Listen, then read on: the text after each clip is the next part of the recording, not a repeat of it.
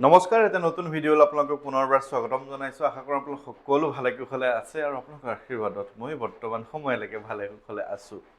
আজি মই বৰ বিশেষ জানিবলগীয়া বা আপোনালোকে পৰামৰ্শ পাম বুলি ভবা তেনেকুৱা একো ভিডিঅ' বনোৱা নাই। আজিৰ ভিডিঅ'টো অকণমান বেলেগ বনাইছোঁ। যিসকল লোকে মোক প্ৰথমৰ পৰা দেখি আছে তেওঁলোকে আজিও মোৰ ভিডিঅ'সমূহ চাই আছে, কমেণ্ট কৰি আছে, মই চাই আছোঁ, দেখি আছোঁ। তেওঁলোকৰ কাৰণে লগতে যিসকল লোকে বৰ্তমান সময়তো নতুনকৈ আহিছে মোৰ চেনেলত, আপোনালোকে ভিডিঅ'সমূহ চাই ভাল পায়, মইনো কোন কি কথা এইখিনি জানিবলৈ লৈছে আৰু তেওঁলোকৰ কাৰণেও এই ভিডিঅ'টো। কাৰণ এই ভিডিঅ'টো যিসকলে চাব সম্পূৰ্ণ চাব আৰু ভিডিঅ'টো আধা নকৰিবলৈ মই অনুৰোধ কৰিম। কাৰণ এই ভিডিঅ'টোত মই কিছু মোৰ জীৱনৰ অভিজ্ঞতা জনাবলৈ বুলি ভাবিছোঁ, জনাম বুলি। কাৰণ মই যে এই দূৰ দূৰণিৰ যাত্ৰাবোৰ কৰি থাকোঁ, ধৰি ল'লোঁ মই শদিয়াৰ পৰা ধুবুৰীলৈকে যে যাত্ৰা কৰিছোঁ, আপোনালোকক দেখাইছোঁ, বিভিন্ন ঠাই গৈছোঁ, ধুনীয়া ধুনীয়া ঠাই দেখাইছোঁ, পৰিৱেশ দেখাইছোঁ। লগতে মই যিখিনি মোক যি কাৰণে নিমন্ত্ৰণ জনাই যে হনুমান চালিচা, বজৰং বাণ পাঠ কৰিব লাগে, কিছু ঠাইত ব্যাখ্যা কৰিব লাগে, সেই সকলো কথাখিনি কৰাৰ উপৰিও মই যলৈ যাওঁ যি কথা সকলোখিনি কথা আপোনালোকক দেখাওঁ, আপোনালোকেও চাই ভাল পায়। এতিয়া এই দীঘলীয়া দুবছৰীয়া যাত্ৰাটোত প্ৰত্যেকটো যাত্ৰা এবাৰ মোৰ সুখকৰ হয়নে? মোৰ অভিজ্ঞতা কেনেকুৱা? যে কোন ঠাইত কেনেকুৱা কি অভিজ্ঞতা, কেনেকুৱা কিছুমান কথা হাঁহি উঠিবলগীয়া ঘটনা, কিছুমান দুখ লগা ঘটনা, কিছুমান মনটো অলপ বেলেগ ধৰণৰ হৈ যোৱা ঘটনা, বিভিন্ন ধৰণৰ কথা মোৰ লগতো হৈয়ে থাকে। প্ৰত্যেকটো যাত্ৰাই যে মোৰ একদম পুৰা ধুনীয়া একদম গৈছোঁ, মই গৈ পাঠ কৰিছোঁ, আহিছোঁ, সেনেকুৱাটো নহয়। কোনো ঠাইততো এনেকুৱাও অভিজ্ঞতা হৈছে যিবোৰ আপোনালোকক মই কোনোদিন কোৱা নাই। গতিকে সেই কথাবোৰ আপোনালোকক কম বুলি আজি এই ভিডিঅ'টো প্ৰস্তুত কৰিছোঁ। তাৰ আগে মই আপোনালোকক এযোৰ পাণ আৰু তামোল দেখাব ওলাইছোঁ। পাণখিনি নাই, তামোলযোৰ আছে, তামোল দুটা আছে। এই তামোল দুটা শুকাই গৈছে একেবাৰে। ইয়াৰ কথাটো হৈছে যে যোৱা ছেপ্টেম্বৰ মাহৰ 19 তাৰিখে 2025 চনৰ 19 ছেপ্টেম্বৰ তাৰিখটো আমাৰ সকলোৰে বাবে, গোটেই অসমবাসীৰ লগতে ভাৰতবৰ্ষৰ কাৰণে এটা দুখৰ দিন আছিলে। জুবিন গাৰ্গ ডাঙৰীয়াৰ বা আমাৰ মৰমৰ হেঁপাহৰ খুব হিয়াৰ আমঠু সকলোৰে জুবিন দাৰ মৃত্যুৰ দিন আছিলে 19 ছেপ্টেম্বৰ তাৰিখে। এই 19 ছেপ্টেম্বৰ তাৰিখে মোৰ এখন ঘৰত নিমন্ত্ৰণ আছিলে। বহুদিনীয়া আগষ্ট মাহত তেওঁ নিমন্ত্ৰণ কৰি থৈ গৈছিলে, ছেপ্টেম্বৰ মাহৰ 19 তাৰিখটো ডেট লৈ থোৱা আছিলে। এতিয়া যিহেতু দুপৰীয়া সময়তে আমি সেই দুখৰ খবৰটো পালোঁ, তেওঁৰ সেই নিমন্ত্ৰণ মই বাতিল কৰিলোঁ আৰু এইটোতো সম্ভৱো নহয়। গতিকে মই প্ৰায় এমাহ নিমন্ত্ৰণ লোৱা নাছিলোঁ, আপোনালোকে জানেই। এতিয়া কথাটো এনেকুৱা হ'ল যে তেওঁ যি ভাগ পাণ তামোল ৰাতিপুৱাই আগ কৰি ৰাখিছিলে, যিখিনি প্ৰসাদ তেওঁলোকে আগ কৰি থৈছিলে, তেওঁ হয়তো মনত দুখ পাইছিলে যে যিহেতু শুভ অনুষ্ঠান এভাগ নহ'ল, তথাপিও জুবিনদাৰ মৃত্যুৰ কাৰণে বা সেই দুখৰ খবৰটোৰ কাৰণে সেই কথাটো আমি সকলোৱে ছেক্ৰিফাইচ কৰিলোঁ। কাৰণ আমি সেইটো অন্তৰৰ পৰা নকয়, মই নগ'লোঁ, তেওঁলোকেও সেই অনুষ্ঠান ভাগ নকৰিলে বা মোক বেয়াও পোৱা নাই। যোৱাকালি তেওঁলোকৰ গৃহত নিমন্ত্ৰণ ৰক্ষা কৰিলোঁগৈ। 19 ছেপ্টেম্বৰৰ পৰা গৈ মাৰ্চৰ 12 তাৰিখেহে তেওঁৰ নিমন্ত্ৰণটো ল'ব পাৰিলোঁ। তেনেহ'লে চাওক তেখেতৰ ধৈৰ্য, তেখেতৰ মোৰ প্ৰতি থকা বিশ্বাস কেনেকুৱা। তেওঁ মোক বিশ্বাস কৰিছে, তেওঁ মোক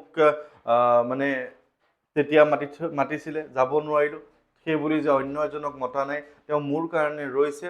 চাওক এই ছমাহত মই বিভিন্ন নিমন্ত্ৰণ কিন্তু লৈছোঁ, তেওঁৰ কিন্তু সেই শুভ দিনটো অহা নাই।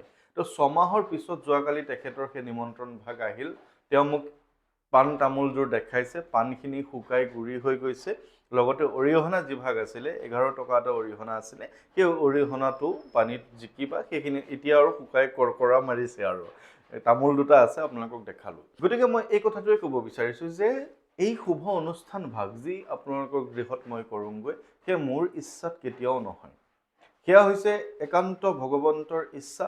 তেওঁ যেতিয়া নিৰ্দেশ দিব, তেওঁ যেতিয়া ভাবিব যে আপোনাৰ গৃহত সেই অনুষ্ঠান ভাগ কৰিব লাগে, সেইদিনাই আপোনাৰ গৃহত সেই শুভ অনুষ্ঠান ভাগ আচলতে হয়। গতিকে প্ৰমাণ পালে যে ছমাহৰ পিছত তেখেতৰ নিমন্ত্ৰণ ৰক্ষা কৰিছোঁ। জুবিন গাৰ্গ ডাঙৰীয়া মৃত্যুৰ দুখ কিছু আঁতৰাৰ পিছত তেওঁৰ নিমন্ত্ৰণটো মই ল'ব পাৰিলোহেঁতেন, কিন্তু হয়তো তেওঁৰ নিমন্ত্ৰণটো সেই 13 মাৰ্চতে লিখা আছিলে, সেইকাৰণে সেইখিনি সময়ৰ পৰা গৈ 6 মাহ পিছতহে তেখেতৰ নিমন্ত্ৰণটো হ'লগৈ। বাৰু যি কি নহওক, মই মোৰ জীৱনৰ কিছু অভিজ্ঞতা জনাবলৈ আগবাঢ়িছোঁ। প্ৰথম অভিজ্ঞতাটো মই কিছু আপোনালোকে শুনি বেয়া পাব, কিন্তু দুখ লাগিব। কিন্তু এটা কথা মই কওঁ যে কোনো ধৰণে এনেকুৱা কথা নহয় যে মই নামো নকওঁ, কিন্তু কথাটো জনাম। আপোনালোকে এই বিষয়টো প্ৰায় 4 মাহ হৈ গৈছে, কিন্তু আপোনালোকে দুখো নকৰিব। আপোনালোকে কেৱল মানে ভাবক যে আমাৰ অসমতে ইয়াতো এনেকুৱা কিছুমান মানুহ আছে যিয়ে বৰ্তমানো বেজালি তন্ত্ৰ মন্ত্ৰ খুব বেছি বিশ্বাস কৰি ঘৰ শেষ হৈ গৈছে।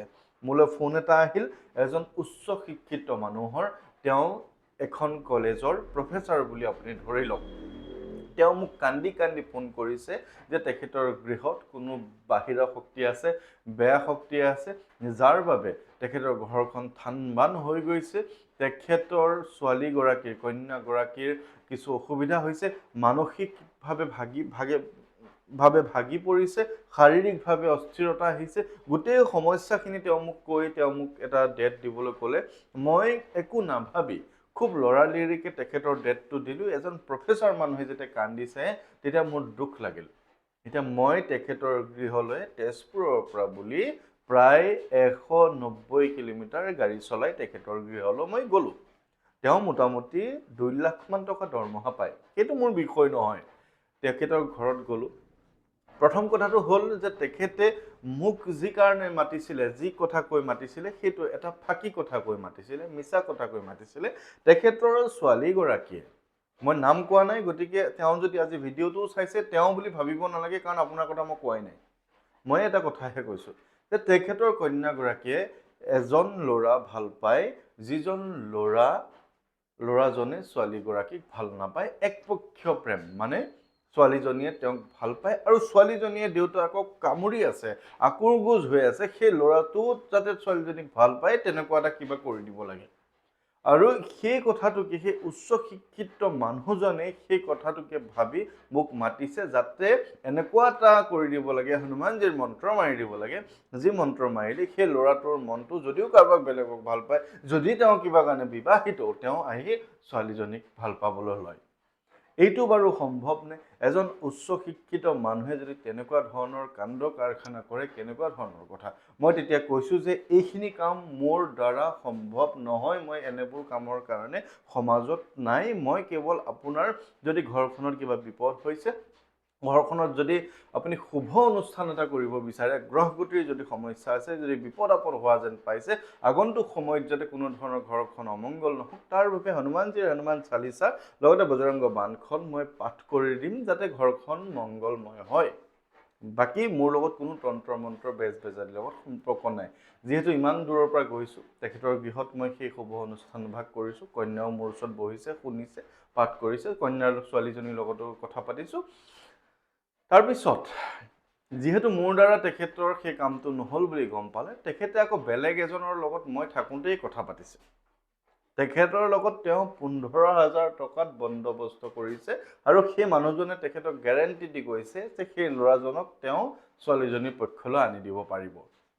আৰু মই তেজপুৰৰ পৰা যেতিয়া গৈছোঁ, তেওঁ মোৰ গাড়ীৰ খৰচ কমেও তেজপুৰৰ পৰা যেতিয়া সেই 190 কিলোমিটাৰ যাম, তেতিয়া কমেও 4,000 টকা মোৰ খৰচ হয়। লগত এজন ড্ৰাইভাৰ থাকে, সেইজনৰো খৰচ এটা আছে, সেইটো মই দিবই লাগিব।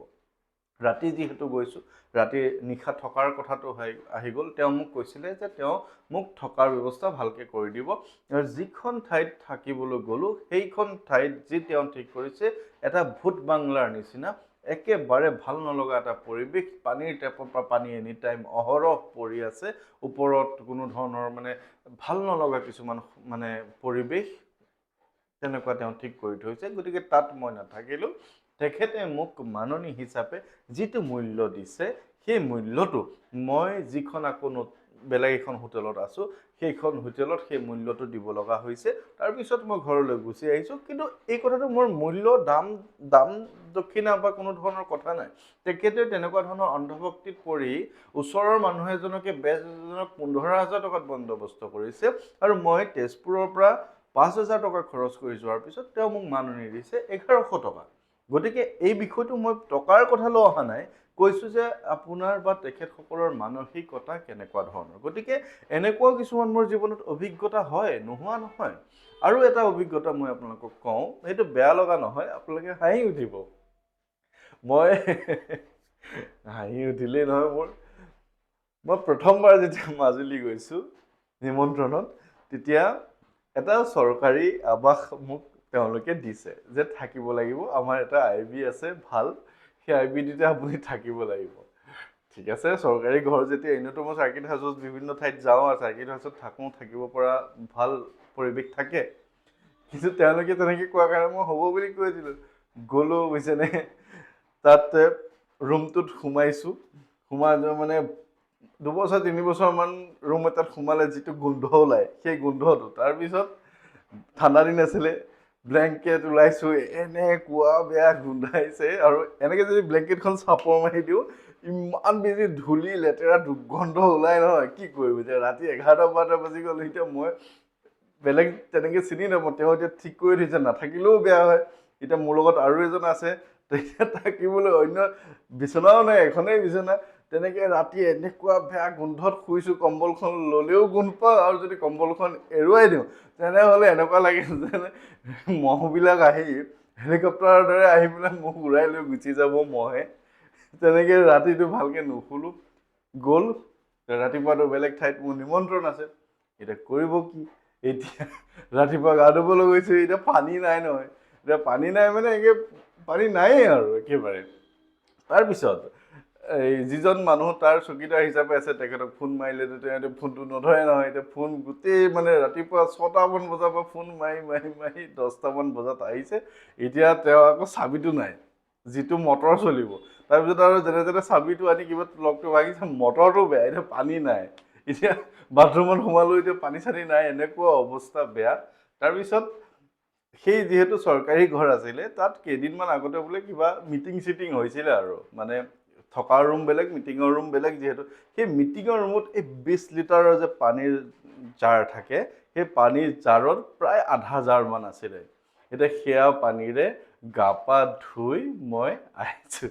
গতিকে তেনেকুৱা কিছুমান ভাল লগা অভিজ্ঞতাও হয়। এইটো মই কোনো বেয়া পাই কথাখিনি কোৱা নাই, মোৰ এইটো ভাল লগা, খুব ধুনীয়া এটা অভিজ্ঞতা। কাৰণ এনেকুৱা কথা এতিয়া অভিজ্ঞতা হৈছে কাৰণেহে আজি হাঁহি হাঁহি স্মৃতিবোৰ নিমন্থন কৰি আপোনালোকক জনাব পাৰিছোঁ। যদি জীৱনটো প্লেইন হৈ থাকে, মই কালিও কৈছোঁ যে মানুহৰ জীৱনটো প্লেইন হৈ থাকিলে আমি ভাবিবলগীয়া বা স্মৃতি ৰোমন্থন কৰিবলগীয়া একোৱেই নাথাকে। যদি জীৱনত সুখেই থাকে, দুখ নাপাওঁৱেই, তেনেহ'লে সুখকেও আপুনি অনুভৱ কৰিব নোৱাৰিব। যেতিয়া দুখৰ পিছত সুখ আহে, তেতিয়া সুখটো অনুভৱ কৰিব পাৰি। যদি আপুনি দুখেই নাপায়, সুখেই পাই থাকে, তেনেহ'লে আপুনি দুখকে অনুভৱ কৰিব নোৱাৰিব, বা সুখৰ অনুভৱটো ভালকৈ ল'ব নোৱাৰিব। গতিকে সেই কথাখিনিকে ক'লোঁ। আজি জনাবলৈ মোৰ খুব মন গ'ল এইটো কথাটো, নাজানো কিয়। উচিত হৈছেনে নাই মই নাজানো কথাখিনি জনোৱাৰ পৰা।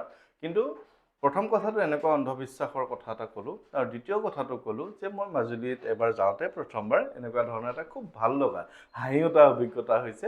ঠিক তেনেকৈও আৰু এবাৰো তেনেকুৱা হৈছে, আৰু এবাৰ বুলি নহয়, বিভিন্ন ঠাইত বিভিন্ন সময়ত বিভিন্ন হাঁহি উঠা অভিজ্ঞতা মোৰ হৈয়ে থাকে। সেইখিনি কথা মই এতিয়া নকওঁ। এগৰাকী মানুহটো মানে আমাৰ ঘৰলৈ আহি একদম দেৱী মা যেনেকৈ টিভিবিলাকত দেখোঁ নহয়, এনেকৈ আই জকে না, এনেকৈ গৈ মোৰ ঘৰৰ মাটিত বাগৰি দিছে। মই ভাবিছোঁ হ'ল আৰু, কোনোবা বেলেগ মানুহ আহিলে কি ভাবিব এইবিলাক। গতিকে তেনেকুৱা কিছুমান অভিজ্ঞতা জীৱনত হৈছে। আপোনালোকক মোৰ খুব ভাল লাগে, আৰু আপোনালোকেও মোক চাগে ভালেই পায়। আৰু সেইকাৰণে এনেবোৰ কথা ঘৰৰ পৰিয়ালক কোৱা নিচিনাকৈ কথাখিনি কৈ ইয়াতে কোনো ধৰণৰ মোৰ এনেকুৱা লগা নাই যে মই কেমেৰাৰ আগত কৈ আছোঁ। মোৰ এনেকুৱা অনুভৱ হৈছে যে আপুনি মোৰ ওচৰত সন্মুখত বহি আছে। গতিকে কথাখিনি জনালোঁ, কেনেকুৱা লাগিল জনাব। আৰু এনেবোৰ অভিজ্ঞতা হৈ থাকে আৰু ভৱিষ্যতেও যেতিয়া যাত্ৰাবিলাক কৰি থাকিম তেনেবোৰ অভিজ্ঞতা হৈ থাকিব, আহি থাকিব, গৈ থাকিব, সুখ আহিব, দুখ আহিব, ভাল অভিজ্ঞতা হ'ব, বেয়া অভিজ্ঞতা হ'ব। গতিকে মই আজি এই ভিডিঅ'টোৰ দ্বাৰা বিশেষ একো কোৱা নাই। কাইলৈ গুৱাহাটীলৈ যাম। তাৰপিছত মই মাজুলীৰ নিমন্ত্ৰণ আকৌ আছে, ধেমাজিৰ নিমন্ত্ৰণ আছে, লখিমপুৰৰ আছে, নগাঁও, মৰিগাঁও, বিভিন্ন ঠাইত নিমন্ত্ৰণ আছে। সকলোৰে মই নিমন্ত্ৰণবিলাক ল'বলৈ চেষ্টা কৰি আছোঁ। সকলো ভালে কুশলে থাকিব। আপোনালোক সকলোৰে মই কুশল মংগল কামনা কৰি আছোঁ। ভালে থাকিব। জয় শ্ৰীৰাম।